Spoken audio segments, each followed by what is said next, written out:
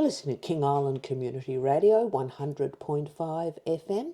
I'm Pam Rowley and I'm with Jared Philby. Welcome. Hello, how are you? I'm well, thanks, Jared. So, Jared, Philby's a well-known name on the island. You started on the island? Yeah, I'm the oldest son of Vernon and Rosemary Philby. Grew up here all my life. I was born at the King Island District Hospital. One of the last children to be born there before they fly off the island now. And so, Jared, you left the island and probably what, year 10? Yeah, finished year 10 and then went to Assumption College in Kilmore in Victoria. Finished year 11 and 12. From there I joined the Australian Army. And the Australian Army. So you decided on a military career. Yeah. So, in the Army, what did you start off doing? And Well, when I finished school, I think I wanted to do something a bit different. I like being outdoors, a bit of an adventure. And then I looked into armoured vehicles. So I'm in an armoured vehicle crewman. So it's an ASLAV, Australian Standard Light Armoured Vehicle. It's got 8 wheels. Looks like a tank, but it's got wheels. And I've been doing that ever since. so are they the ones that we're sending to the Ukraine? Not those ones, no. No, but they're similar. They're big things. Yeah, they're big things, yeah. They're Big a fighting things. vehicle, yeah. Fine.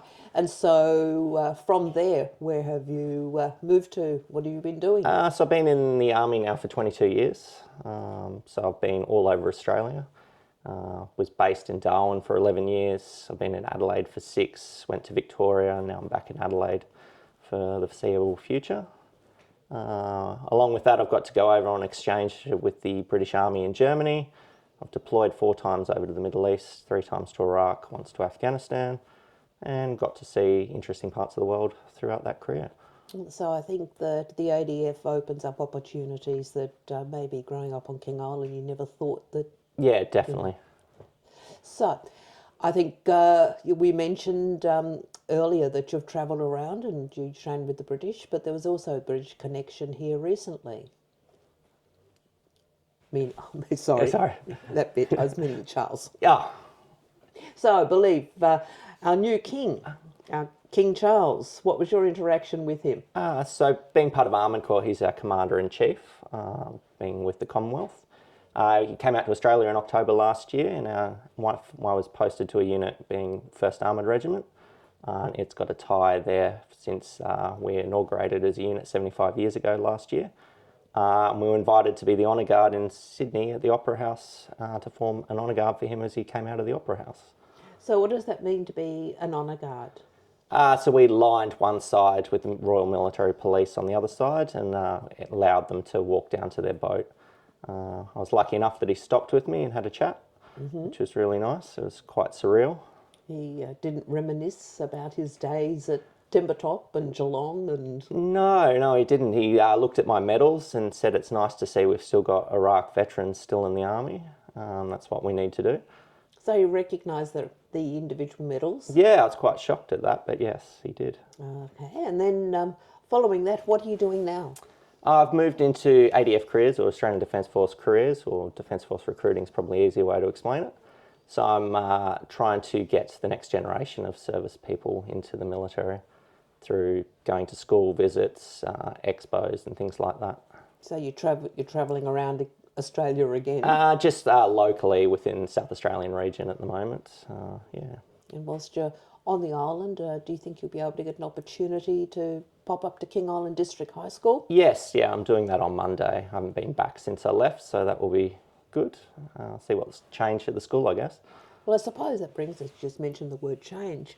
So you're born here and you've come back now and you have a family capacity, but also now an official capacity. How's the island changed? What have you noticed?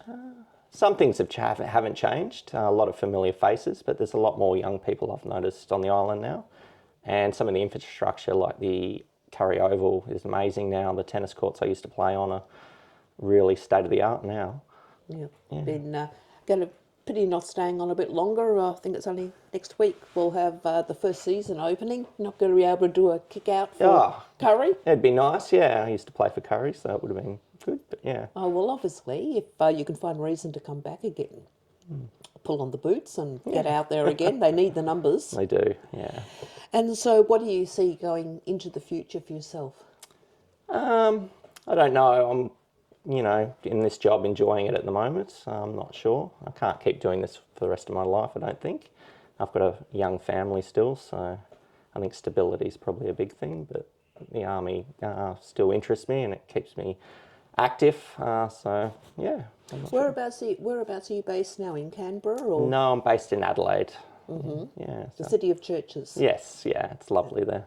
Yeah. So, well, we hope that we see you back soon. That obviously you've had a very busy Easter and Anzac Day here on the island, and I think everyone is grateful when they see people with connections coming back, particularly around Anzac Day and the military. Thank you very much for joining us on King Island Radio. Oh, thank you for having me.